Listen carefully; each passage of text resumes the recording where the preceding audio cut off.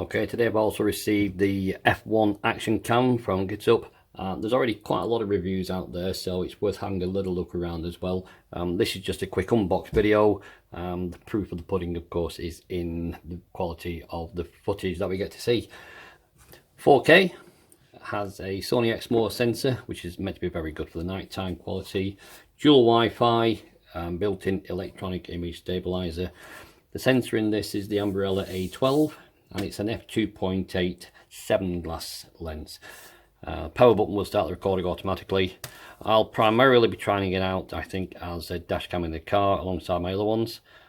Just going through the video resolutions: 4K HD, 2160, 1440, 1080p, 720 as well, MP4 file format. Built-in Wi-Fi. There's an optional remote control should you decide to get one. And it comes with a rechargeable lithium-ion battery, which is going to need a little bit of time to get up to max.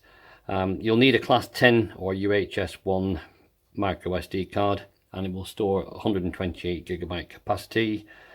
Nice and lightweight, 68 grams. 160 degree field of view on this model. There is, I believe, a 90 degree one available if it's not already out. And the photo resolution is 8 megapixels.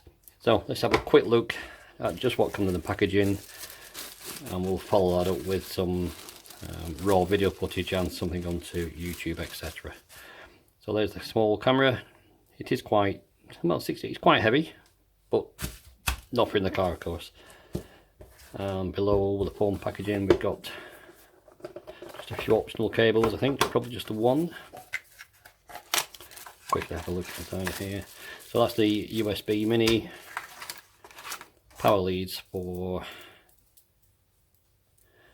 the camera, two stickers, whoops, and quarter thread mount, and I think that's it. And of course there, it's the manual.